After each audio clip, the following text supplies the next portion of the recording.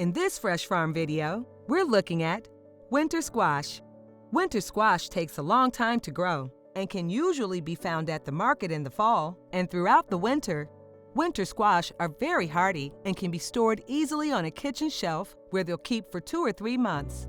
You'll know they're going bad if they begin to show spots or go soft. The term winter squash covers multiple varieties, and while there are many similarities among them, they're often prepared in different ways. For example, acorn squash and delicata squash can easily be roasted. Start by giving them a quick wash.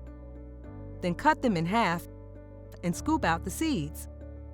Then add whatever spices you might like, place them on a roasting pan, and slide them in the oven for at least 30 minutes.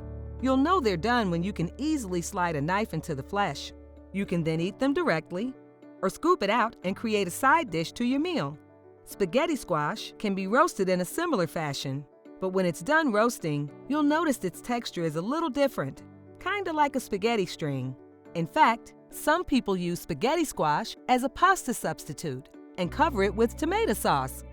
Butternut squash is often used as a base for soup.